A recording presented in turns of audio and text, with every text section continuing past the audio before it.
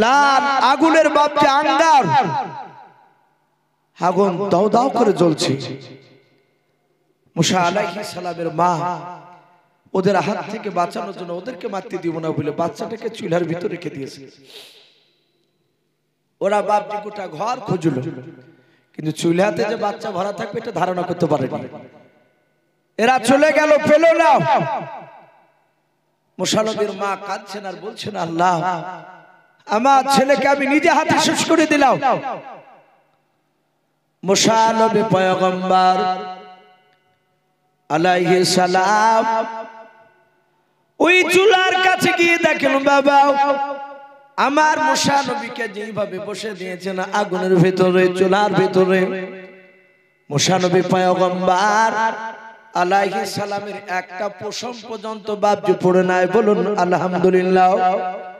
মুসা নবী হাত নড়াচ্ছেন, পা নড়াচ্ছেন। মুসা নবীর মা মুসা নবীকে বাপজি তুলে নিলেন, কিন্তু নাম মুসা নবী তা বাপজি তো কোনো নাম রাখে নাই। কারণ চিন্তায় চিন্তিত, ছেলেকে কেমন করে বাঁচানো যায় ফেরাউনের হাত থেকে। ছেলে নিয়ে চুমা দিচ্ছে, আর ওই সময় বাপজি দরজার ভিতর থেকে নয় বাবা, বাহির থেকে একজন মানুষ, অপরিচিত কণ্ঠ বাবা, আবার ডাক দিয়ে বলে, মুসার মা, এই মুসার মা। মুসার মা চিন্তা করছে আমার মুসা বলেতে কেউ না। দরজাটা খুললো, বলে কে ভাই? বলে আপনার যে সন্তান আছে ওর নাম মুসা, স্বয়ং আল্লাহ রেখেছেন, বলুন আলহামদুলিল্লাহ। বলে মুসা? বলে হ্যাঁ, খুব সুন্দর নাম। ওর আগে বাপজি ওই মিশরে কোন মানুষের মুসা নাম ছিল না। মুসা নবী আসার পর মুসা নাম হয়েছিল আর একটা, হযরতে মুসা আলাইহিস সালাম। তার মা বলল, ভাই তুমি কে?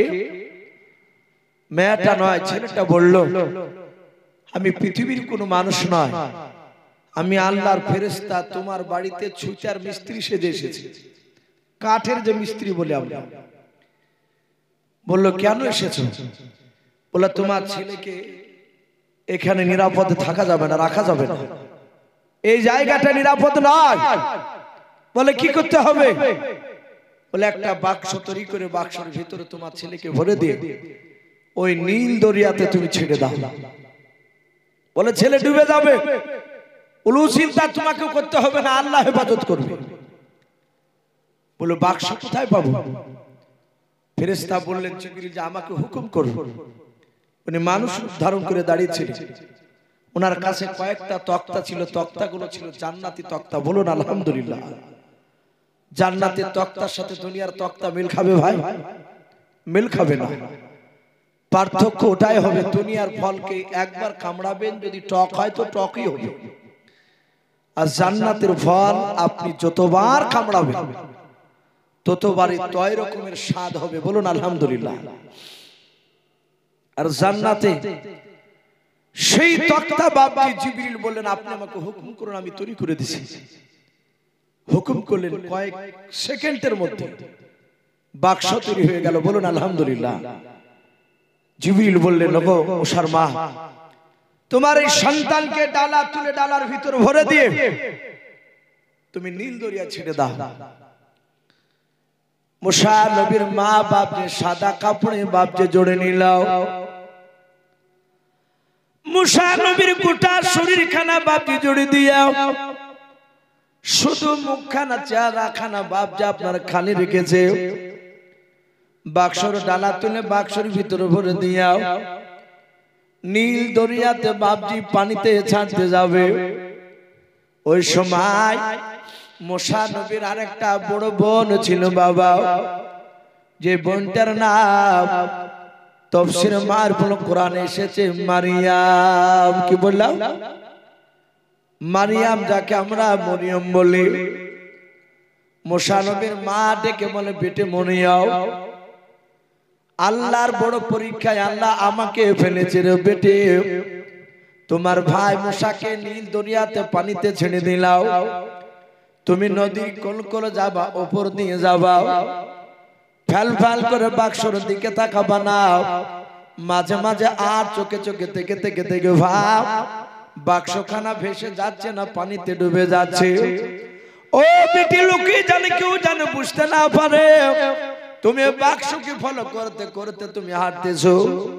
মরিয়ম বেশ বাপ যে 10-12 বছর বাপ যে বাচ্চাও বললো মা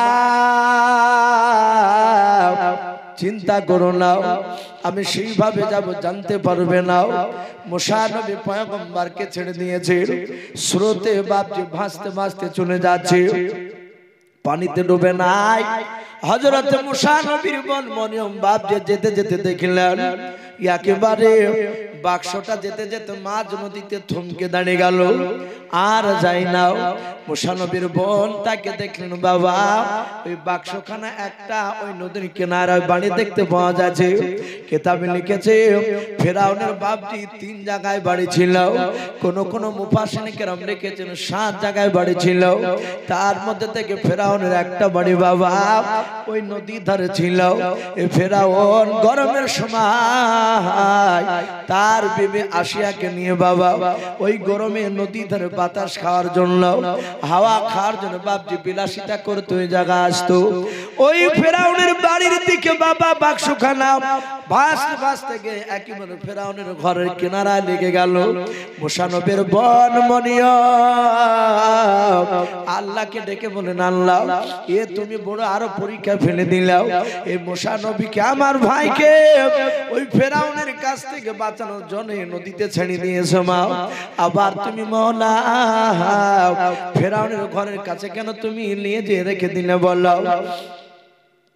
মরিয়ম কাঁদেন ওই দিকে দাঁড়িয়ে দাঁড়িয়ে হঠাৎ করে বাপজি আসিয়া নদীর দিকে নজর করলেন, দেখলেন ওই জান্নাতি তক্তা দিয়ে বাপজি বাক্সখানা তৈরি করা। আসিয়া জানে নাও কিন্তু আসিয়া আর ওই বাক্সটা দেখে বাপজি সে তার মুগ্ধ হয়ে গেল। বারবার ফেরাউনকে মনে গো প্রাণের স্বামী ওই দেখেন আমাদের ঘরের কিনারায় কত সুন্দর একটা বাক্স লাগে আছে দেখো।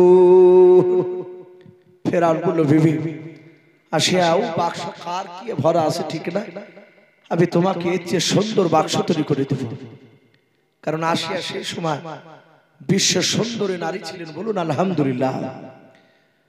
আসিয়া বলে না আমি ওই বাক্সই দেখতে চাই, বাক্সটা কি আছে। ফেরাউন বলল বিবি তুমি দাঁড়াও আমি যাই দেখি। যাহাতে বাক্সটা ধরতে যাবে আল্লাহর কুদরতে গভীর পানির দিকে আবার পেছন দিকে চলে গেল, বলুন আলহামদুলিল্লাহ। ফেরাউন আবার চলে আসলো, আবার নৌকাতে সে কিনারা লেগে গেল। ফেরাউন বলছে বিবি আসিয়া মনে হচ্ছে ভিতর ভিতর দিয়ে কেউ টানছে, বলে তুমি পারবে না আমি যাই। আসিয়া গেলেন বাক্সটা গেল না। যাহাতে বাপ যে হাত দিলেন আল্লাহর কুদরতে বাক্স আপনি জাম্পিং করে ওই নদীর ওপরে বাপজি শুকনো জায়গায় দাঁড়িয়ে গেল, বলুন আলহামদুলিল্লাহ। ওই জায়গাতে বাপজি মাটিতে বাক্সখানা রেখে অটোমেটিক চলে আসে।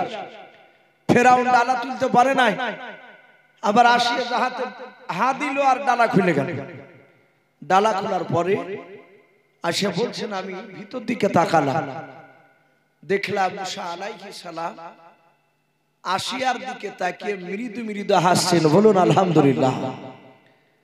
কিছু বাচ্চা ছেলে দেখেন, কিছু মানুষ আছে বাচ্চা ছেলে কোলে নেয় না, অথচ তার বাপ কিংবা চাচা কিংবা তার প্রতিবেশী কোনো বন্ধু ফুটফুটে একটা বাচ্চা ছেলে দুধের সন্তানকে কোলে করে নিয়ে বাপজি বাজারের দিকে এসেছে। লোকটা তার দিকে তাকাচ্ছে না, অথচ বাচ্চাটা ওর দিকে থেকে ফিরি ফিরি করে হাসছে। তো লোকটা তাকে বলে বেশ তোর বাচ্চা তো খুব ফুর্তি আর উল্লেই না, অথচ বাচ্চাটার হাসি দেখে সে না নিয়ে থাকতে পারবে। তখন আদর করে দূর থেকে মুসা যাহাতে বাপজি একটু মুচকি হাসি দিয়েছে, আর ওই হাসিতে আসিয়া তার মহব্বত পড়ে গিয়েছে, বলুন আলহামদুলিল্লাহ। আসিয়া বলল ফেরাউনকে বলছেন ওগো প্রাণের স্বামী দেখেন কত সুন্দর একটা বাচ্চা এই বাক্সের ভিতর ভরা আছে, আমার দিকে তাকে হাসছে। ফেরাউন বলে তাকে দেখো তিনি বেটা ছেলে না মেয়ে ছেলে, বলে বেটা ছেলে। বলে তাহলে এই বাচ্চাটা আমার ভয় ছেড়ে দিয়েছে, একে হত্যা করা হবে। আসিয়া বললে আমাদেরকে আল্লাহ বহুদিন ধরে বাচ্চা দেয়নি, একে মেরো না। এদেরকে আমরা মানুষ করবো। এই বাচ্চাটা তোমাকে আব্বা বলবে, আমাকে মা বলবে। তুমি মারা গেলে বাতি জ্বালাবে কে দেশে? এই ছেলেটা থাকলে উজালা হবে আমাদের। ফেরাউন বলল, কথা তুমি খারাপ বলো। দেখি বাচ্চাটা জাহাতে ফেরাউন এইভাবে বাপজি দেখতে যাচ্ছে, আর মুসা আলাইহিস সালাম আর চোখে টেরা করে ফেরাউনের দিকে তাকিয়েছে। কারণ মুসা তো নবী। আল্লাহ রাব্বুল আলামিন বলছেন, আমি নবীদের জ্ঞান হিকমত সাধারণ মানুষের চেয়ে বেশি দান করি। বলুন আলহামদুলিল্লাহ। মুসা নবী জাহাতে তাকিয়েছে, আর ফেরাউন বলছে, বিবি বাচ্চাটা অমন করে আমার দিকে তাকাচ্ছে কেন? বলো তুমি ভুল ভেবে না। মুসা আলাইহিস সালাম লাস্টে বাপজি রাজি হলে বলল, এই বাচ্চাকে মানুষ করবে কি করে? আসিয়া বলল, আমার তো বাচ্চা নাই, অতএব আমার স্তন থেকে দুধ তো বের হবে না। ফেরাউন বলল, চিন্তা করো না, আমার দেশে অনেক দাইমা আছে। রাজ দরবারে গিয়ে ফেরাউন হামানকে দিয়ে প্রচার করলো, এই দাইমা তাড়াতাড়ি এসে আমার সন্তানকে বাঁচাও, দুধ পান করাও। জানি না কত দূর থেকে ভেসে আসছে। আর মরিয়ম সব দৃশ্যখানা তাকে থেকে দেখছেন, অজানার ভান করে। প্রথমে বাপ যে একটা দাইমা আসলো, মুসা নবীকে তুলে তার স্তনে মুখ লাগাতে যায়। মুসা নবী কোনো মতে বাপ যে মুখটা নিয়ে যায় না, শুধু কাঁদে মুসা নবী, মনে মনে চিন্তা করে, মালিক আমার জনম দক্ষিণ মাকে কেন দেখতে পাওয়া যায় না? মুসা নবী মনে মনে প্রতিজ্ঞা করে নিয়েছেন আল্লাহর কাছে, আমার মা যতক্ষণ পর্যন্ত না আসবে মালিক, অতক্ষণ পর্যন্ত অন্য কোন বেগুনা মেয়ের আমি দুধ পান করব না। বলুন আলহামদুলিল্লাহ। এক না দুই না, প্রায় বাপজি এলাকায় হয়তো পড়ে গেল। ফেরাউনের কপাল দিয়ে বাপজি ঘাম বের হচ্ছে, চরম টেনশন আছে। এর আগে বাচ্চার সিংহাসন নাই বাবা, ওই বাক্সতে পাওয়ার পর ছেলেকে মারার জন্য বাপজি ফেরাউন ছটফট করেছিল। সেই বাচ্চা মুসা নবীকে বাপজি এবার বাঁচানোর জন্য ছটফট করেছে। হামানকে বলে, ভাই আমার বাচ্চা মনে হয় আর বাঁচানো যাবে না। সঙ্গে সঙ্গে আসিয়া বলল, এই ছেলেটার নাম দিয়েছে আমি মুসা। কারণ আল্লাহ হযরত আসিয়ার মুখ দিয়ে বাপজি আল্লাহর কুদরতে মুসা নবীর নামটা বাপজি বের করে নিলেন। ফেরাউন বলল, বাপ খুব সুন্দর চমকদার নাও। ডাক দিয়ে বলল, রে আমার বিবি আসিয়া, আমার মুসা কলিজা টুকরা সন্তানকে কেমন করে বাঁচাবো? এক নয় দুই নয় বাবা, প্রায় 700-র উপরে বাপজি দায় মারাও। সকলে আসলো, কেউ দুধ পান করাতে পারলো না। ওই মুসা নবীর কলিজা টুকরা বনমরিয়া অজানার বান করে এসে বলেছিল, বাদশাহ এত চিন্তিত কেন আপনাকে দেখা যায়? বলে, বিটি এই দেখো, এই বাচ্চা আমার মুসাকে বাঁচানোর জন্য আমি চরম পেরেশান অবস্থা আছি। বলে, কেন? বলে, বাচ্চাটা কারো মুখ স্তন মুখ লেগে দুধ পান করে না। ওই সময় মরিয়ম বলেছিল, বাদশাহ আমি অনেক সুন্দরী দৃশ্যখানা আমি দেখলাম শুনেলাম। ও বাদশাহ নামদার, আমার জানা মতে এমন একটা দাইমা আছে আমার নজরে, আমার মনে হয় এই বাচ্চাটা তার দুধ পান করবে। বলুন সুবহানাল্লাহ। ফেরাউন ধমক দিয়ে বলে, এখনো কি করতেছো? লোক পাঠাচ্ছি, তাড়াতাড়ি নিয়ে এসো। আসিয়া নাই মরিয়ম লোক বাদশাহ নামদার, কোন লোক লাগবে না, আমি একাই ডেকে নিয়ে আসবো, আপনি যেহেতু বাদশাহ। হযরত মরিয়ম বাপজি দৌড়ে গিয়ে বাপজি বাড়ির দিকে চলে যেতে লাগলো। আমার মুসা নবীর মা দরজার গুড়িতে দাঁড়িয়ে দাঁড়িয়ে বারবার তাকাচ্ছে, কেন বিটি আসে না? বিটি আমার কি খবর নিয়ে আসে? পানিতে ডুবে গেল নাকি আমার ছেলে মুসা? হঠাৎ করে বাপজি যখন নজর পড়লাম, হযরত মরিয়ম মা বলে চিৎকার করে ডেকে উঠলো। হযরত মুসা নবীর মা দৌড়ে গিয়ে বলেছিল, বেটি রে কি ব্যাপার? আমার মুসা বেটা মনে হয় আর বেঁচে নাই, পানিতে কি ডুবে গিয়েছে? বলো বেটি। ডাক দিয়ে বলে, মা আমার ভাই মরে নাই, আমার ভাই মুসা না, মুসা আমার ভাই ফেরাউনের দরবারে বসে আছে। বলুন আলহামদুলিল্লাহ। মা ফেরাউনের দরবার, যাহাতে ফেরাউন বলেছে, আর অমনি চিৎকার করে বলছে, বিটি ওর ভয় তো ছেড়ে দিয়েছে। বললো, মা আশ্চর্য হয়ে গেলাম। বলে কি? প্রায় 700-র উপরে শুনলাম দাইমা নিয়ে আসলো দুধ পান করার জন্য ভাইকে, কারো স্তনে মুখ লেগে দুধ পান করলো না। ওগো মা, আমি বলেছি একটা দাইমা আছে, তার দুধ পান করবে। তুমি আমারও মা, ভাই মুসারও মা। মা তুমি যেন কাঁদবা না, নার্ভাস হবা না, তুমি দিলটাকে শক্ত করে, চোখে পানি আনবা না, একটু অভিনয় করে মুসা ফেরাউনের দরবারে গিয়ে তোমাকে দাইমা সাজে দুধ পান করাতে হবে। বলুন আলহামদুলিল্লাহ। বললো, বিটি চিন্তা করিস না, আমি সব পারবো। হযরতে আপনার মুসা নবীর মা ছুটলো, মরিয়মকে বললেন, বাদশা নামদার এই সেই দাইমা। বলে এটা দাইমা? বলে হ্যাঁ। মুসা নবীর মা শুধু বলেছে, কই বাদশা নামদার আপনার সেই কান্না করছে সে বাচ্চা কই? মুসা নবীর আওয়াজ তার মা যাহাতে একটু আওয়াজ করেছে, আসিয়ার কোলে বাপজি কান্না অবস্থায় ছিল, যাহাতে মুসা নবীর মার গলার আওয়াজ পেয়েছে, আর সাথে হাতে মুসা নবীর মা কান্না। মুসা নবীর সে আসিয়া না, আসিয়া দাইমা, তার যে রানী মা, তার কোল থেকে বাপজি অটোমেটিক কান্না বন্ধ হয়ে গেল। বলুন আলহামদুলিল্লাহ। মুসা নবী বুঝতে পেরেছে এটা আমার মায়ের গলা। আসিয়া বলেছিল, বোন রে,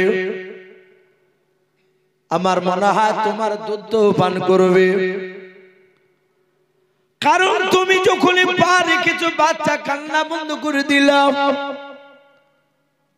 বলে, বোন তুমি চিন্তা করো না, কোন বান্দা বাচ্চা তার মার দুধ না খেলে আমার এলাকার সেই মায়েরা আমার কাছ থেকে দুধ পান করে দিয়ে বাচ্চাকে কান্না বন্ধ করে নিয়ে যায়। আমার স্তনে জাদু আছে, চিন্তা করো না। অভিনয় করতে লাগলো। জাহাত বাপ হাত বাড়িয়ে মুসা নবীকে ধরলেন।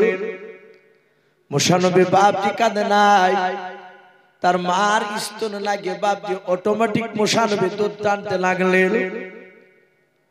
এক না দুই নাই, 3 দিন ধরে দুধ পান করার পর মুসা নবীর মা ডাক দিয়ে বললেন, গো বাদশাহ, আমার বাড়িতে আরেকটা ছেলে আছে, আমার বড় ছেলে হারুন। বললাম, গো বাদশা নামদার, আমার ওই মেয়েটাকে দেখলেন? বলে হ্যাঁ, ওই মেয়েটা আমার কলিজার টুকরা বেটে।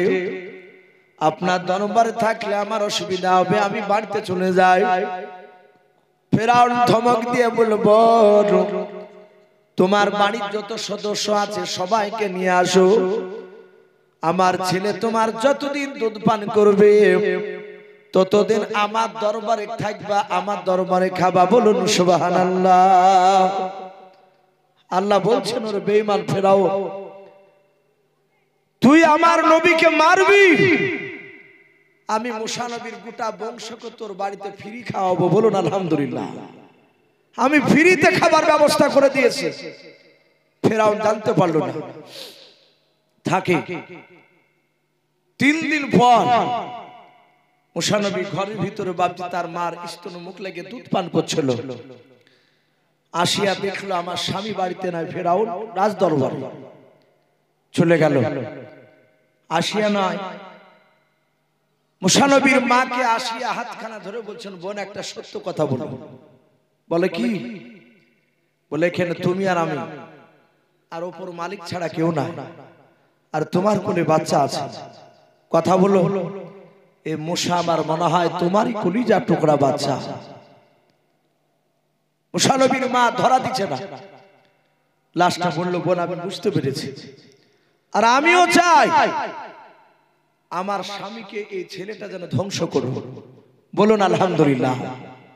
কারণ আসিয়া অনেকবার বুঝাতে গিয়েছে, শুনে না। সে এত অন্যায় করতো। হযরত মুসা নবী পয়গম্বর আলাইহিস সালামের মা কাঁদতে কাঁদতে বলল, বোন এই বাচ্চাটা আমার, তোমার স্বামীর ভয়ে আমি নীল দরিয়াতে ছেড়ে দিয়েছিলাম, এ কথা জানতে পারলে তো মেরে দিবে।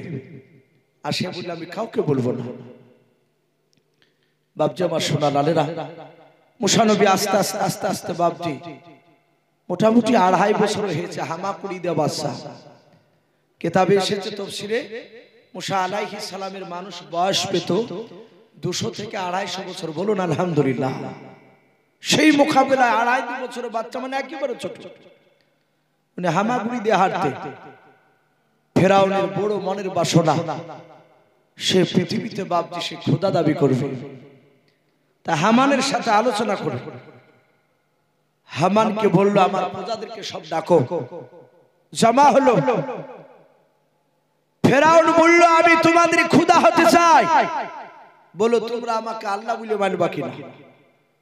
তার প্রজারা সবাই বলল, বাদশাহ আপনাকে আল্লাহ বলে তখনই মানবো। ওই যে একটা নদী দেখতে পাচ্ছেন? বলে হ্যাঁ। ওই নদীর পানিকে আপনি যদি শুকিয়ে দিতে পারেন, আমরা যখন বলবো পানি শুকিয়ে দেন, আপনি হুকুম করবেন পানি শুকিয়ে যাবে। আবার যখন বলবো পানি নদীতে নিয়ে এসে দাও, আর তুমি যদি হুকুম করার যদি নদীতে পানি চলে আসে, তাহলে তোমাকে আমরা আল্লাহ বলে মানবো, বাদ বাকি মানবো না। না করতে পারবো। ফেরাউন দেখলে তো ভারী ঝামেলা। ফেরাউন এখানে প্রেস্টিজে পড়ে গিয়ে বলল, ভাই চিন্তা করেন, আমাকে সময় দাও, আমাকে সময় দাও। আমি 2 দিন ধরে আমি তারপরে আমি তোমাদেরকে নদীটা আমি দেখাবো পানি শুকিয়ে দেওয়া। ফেরাউন হামানকে নিয়ে আলোচনা করছে, ভাই খবর খুব খারাপ, এ তো আমার দাদাগিরি আর চলবে না, আমাকে খোদা বলে মানবে না। ফেরাউন চিন্তা করলো, আমি তো আল্লাহ নয়, কিন্তু একজন আল্লাহ আছেন, বলুন আলহামদুলিল্লাহ। ফেরাউন হামানকে বলল, ভাই আজকে দিনের বেলায় প্রচার করে দাও, আমার দেশের কোন নাগরিক যেন বাড়ি থেকে যেন গোটা রাত ফজর পর্যন্ত, সূর্য উদিত হওয়া পর্যন্ত, ওঠা পর্যন্ত কোন মানুষ যেন ঘর থেকে না বের হয়। হামান এমন তুমিও বরাবর, কারণ ফেরাউন আল্লাহর ধ্যানে মগ্ন হবে। অনেকে বলে যে ফেরাউন আল্লাহকে বিশ্বাস করত না, আল্লাহ আছে এটা মানত। ফেরাউন হামানকে বলল, দেখো কেউ আছে কিনা এলাকায় জেগে। বলে কেউ নাই, সবাই ভয়ে কম্পিত হয়ে সবাই বাড়ির ভিতরে আছে। ফেরাউন হামানকে বলল, ভাই তুমিও শুয়ে যাও। হামান শুয়ে গেল। 20 বাপকে নিশি রাত্রি অন্ধকার বাপ যে আপনার ঘনিয়ে এসে যে ছায় গিয়েছে, ওই সময় ফেরাউন একাই বাপ যে উঠে চারিদিকে তাকে দেখলো কেউ জেগে নাই। ফেরাউন সোজা বাপ যে আপনার নীল দরিয়ার দিকে চলে গেল। নীল দরিয়ার দিকে যাওয়ার পর একটা গুহা দেখতে পেল। ছোট্ট গুহার ভিতরে ফেরাউন সিজদায় পড়ে আল্লাহকে ডাকে আর বলেন, আল্লাহ আমি জানি তুমি ওহু আলা কুল্লি শাইইন কাদির। বলুন সুবহানাল্লাহ। ও আল্লাহ আমি জানি তুমি একমাত্র পৃথিবীর মধ্যে আল্লাহ, কিন্তু মালিক আমার বড় মনের তামান্না, বড় মনের আশা,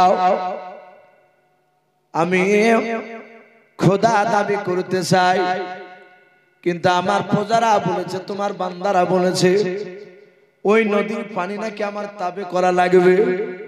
ওগো আল্লাহ তুমি মৃত্যুর পর কিয়ামতের ময়দানে যা বিচার দিবা তুমি আমি মেনে নেব, যা শাস্তি দিবা আমি কিছু বলবো না, কিন্তু মাওলা দুনিয়ার বুকে তুমি ওই নদীর পানিটা আমার তাবে করে দাও। অজর নইলে কাঁদছে ফেরাউন, কেউ নাই। আর পেছন দিক থেকে একটা যুবক মানুষ রূপ ধারণ করে ফেরাউনের পিছে হাত দিয়ে বলছে, ওগো বাদশা একটু উঠে। ফেরাউন চমকে উঠে তাকে দেখছে যুবক। বলাই যুবক, তুই জানিস না আমার ঘোষণা যে রাত্রি বেলায় বাড়ি থেকে বেরোলি তাকে জবাই করা হবে। আয় যুবক তুই কেন বেরিয়েছিস? যুবকটা বলল, বাদশা আমি আপনার দেশের নাগরিক নয়, আর আসলে তো জিবরিল পৃথিবীর কোন নাগরিক নয়, উনি সম্রাট জিবরিল ছিলেন। বলে ভাই আমি আস্তে আস্তে একটা বিপদে পড়েছি। বলে কি বিপদ? একটা কথা জানবো আপনাকে, কাউকে দেখতে পেলে আমরা আপনি এখানে কাজ চলে। বাদশাহ আপনার বাড়িতে একটা লোক খাচ্ছে পড়ছে শুয়ে থাকে, সবই আপনার করছে বাড়িতে, অথচ আপনি যাহাতে তাকে একটা কাজের হুকুম করছেন আর সে কাজটা করলো না, বলো তাকে কি করতে হয়? ফেরাউন বলল বেয়াদব এই কথাটা তুমি আর জানো না?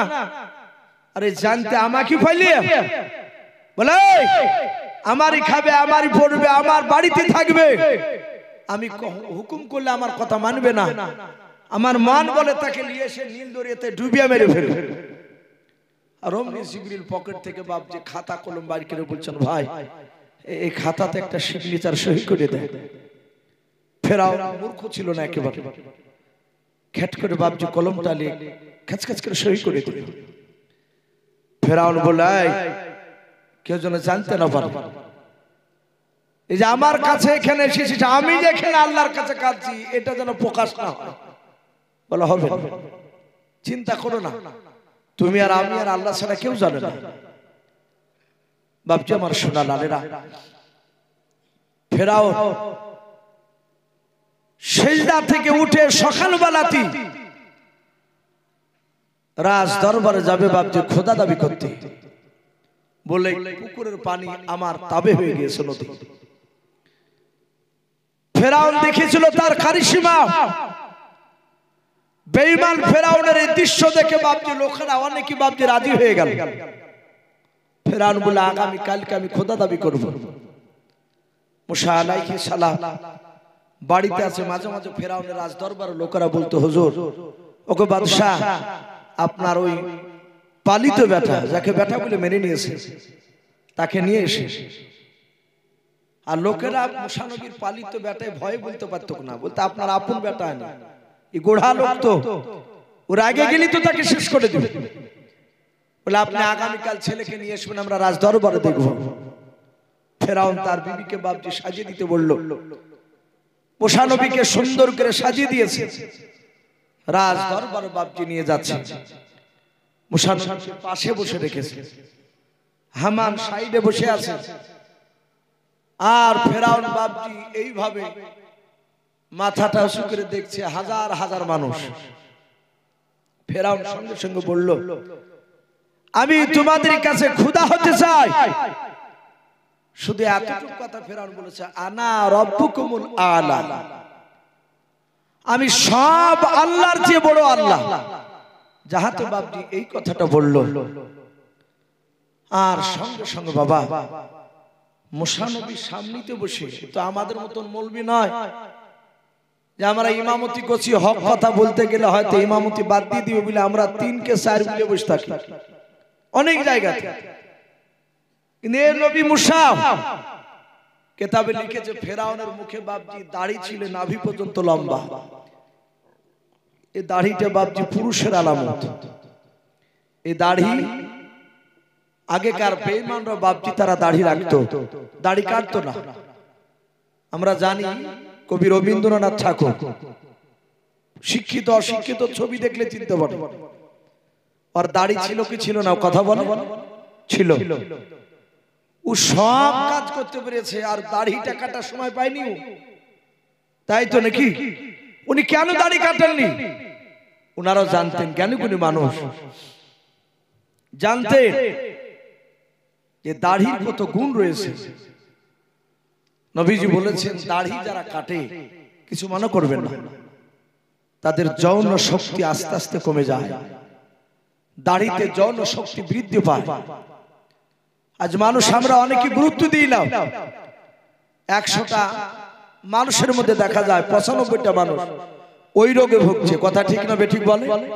এতদিন আমাদের কাছে বাপজি ভয় লাগার তাবিজ চাহাতো, এখন যুবক ছেলেরা একটু ইমামের কাছাকাছি ঘিসলি বলবে হুজুর একটু ওই বিষয়ে একটু কিছু দেওয়া যাবে না, কারণ দেখতে হিষ্টপিষ্ট কিন্তু ভিতর বাপজি লুজার। আল্লাহ রসুল বলেছেন দাড়িতে এতে যৌন শক্তি বৃদ্ধি পায়। বিজ্ঞানরা বাপজি বলছে হ্যাঁ কথাটা বাস্তব, দাড়ি কাটলে ক্ষতি হয়। ফেরাউনের মুখে বাপজি দাড়ি ছিল, লম্বা দাড়ি, নাভি পর্যন্ত তার বড় দাড়ি। ফেরাউন দাড়িকে চরম যত্ন সহকারে রাখতো, মুক্তা দিয়ে বাপজি দাড়িকে বাপজি জোড়ে রাখতো। ফেরাউনের মুক্তা দিয়ে দাড়িখানা ঢাকা আছে, জড়ানো আছে। আর শুধু ফেরাউন বলেছে আনা রব্বুকুমুল আলা, আমি সব আল্লাহর চেয়ে বড় আল্লাহ, এতটুকু কথা বলেছে। আর অমনি মুসা নবী বাম হাত দিয়ে বাপজি ধরিয়ে দাড়ি খানকে ধরে বাপজি ঠাস করে চড় মেরে দিয়েছে ফেরাউনের বাম দিকে চড়, জাহাতে মেরেছে। তাফসীরে মারফুল কোরআন এসেছে বাপজি, আরেকটা কিতাব এসেছে অমনি ফেরাউন পুপু করে বাপজি ঘুরতে লেগেছে ওখানে। কারণ মেরেছে কে একটু কথা বলে? মুসা। মুসা নবী ছোট হতে পারে, কিন্তু আল্লাহ বলছেন আমি প্রতিটা নবীর দেহতে তার হাতে দুনিয়ার 4000 যুবকের শক্তি আমি এক একটা নবীকে দান করেছি। বলুন আলহামদুলিল্লাহ। তাহলে এত শক্তি মুসা নবী। ফেরাউন বাপজি পপকের ঘোড়া পার চোখ ধানি লেগে গেছে, তাকে বলছে সর্বনাশ করিয়েছে। বলে এই জল্লাদ এই ধর জবাই কর। হামান বলছে ভাই পাগলামো করছেন কেন? এই তো বাচ্চা ছেলে একটা ঠাস করে আপনাকে একটু গালে ঠেকালছে। হাত বলছে হামান আমি ফেরাউন বলে বেঁচে আছি, তোকে যদি মারতো তুই হাত খুলতি দুনিয়া ছেড়ে চলে যেতি। হামান বলছে বলো কি? বলে হ্যাঁ মনে হচ্ছে 50 জন তো আমাকে 100 নয় কয়েক ঘন্টা ধরে আমাকে পিটালছে, পপাকেরা মগজ ঘুরছে আমার। জল্লাদেরা বলল একে জবাই করবো? বলে হ্যাঁ একে মার, একার বাঁচে রাখবো না। ফেরাউনের বাপ যে একটা প্রজা দৌড়ে গিয়ে আপনার আসিয়াকে বলেছিল মা আপনার ছেলে মশাকে মেরে দিয়েছে। ফেরাউন বলে কেন? বলে খোদা দাবি করেছে আর তোমার ছেলে সহ্য করতে পারে নাই, চড় মেরে দিয়েছে। ওই সময় হযরত মুসা নবীর মা দৌড়ে এসে বলে বাদশা নামদার আমার কলিজার টুকরা ছেলেকে মারবেন না। মুসা নবীর জনম দক্ষিণ মাও দাঁড়িয়ে আছে, কিছু বলতে পারে নাই। বলে বাদশাহ এ ছেলেটা ভালো, একে মারেন না।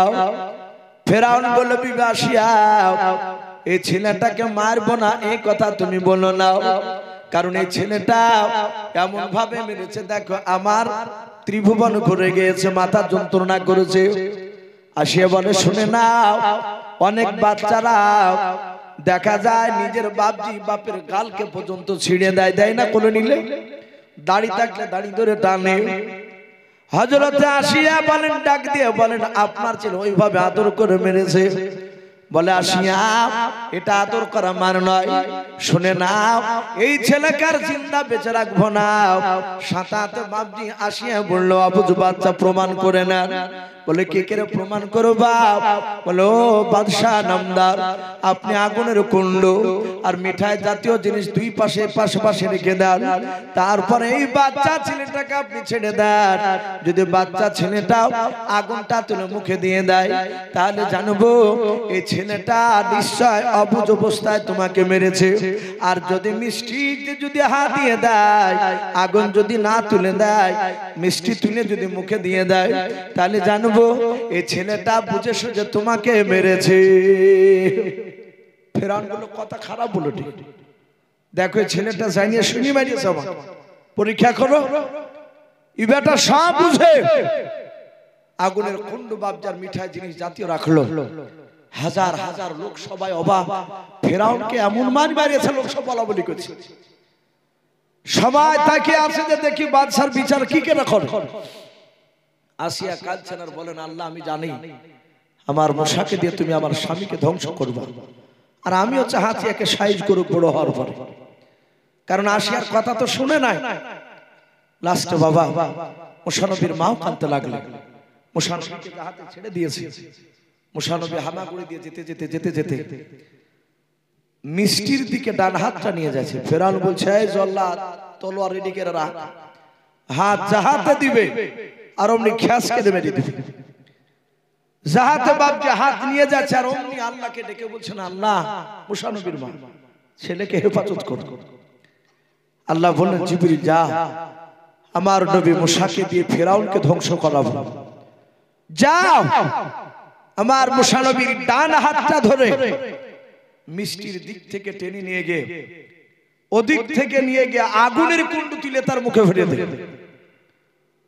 হাতটা ধরে নিয়ে চলে গেল, কেউ দেখতে পেল না জিবরিলের হাত। মুসা নবী আগুনটা তুলে বাপজি মুখে ভরে দিলেন, সাথে হাতে তার জিভটা বাপজি পড়ে গিয়েছিল। মুসা নবী তুতলা হয়ে গেছিল সেদিন থেকে। ভাই তো যাই হোক, মুসা আলাইহিস সালাম তিনি আস্তে আস্তে বাপজি ফেরাউনের বাড়িতে বড় হয়েছিল।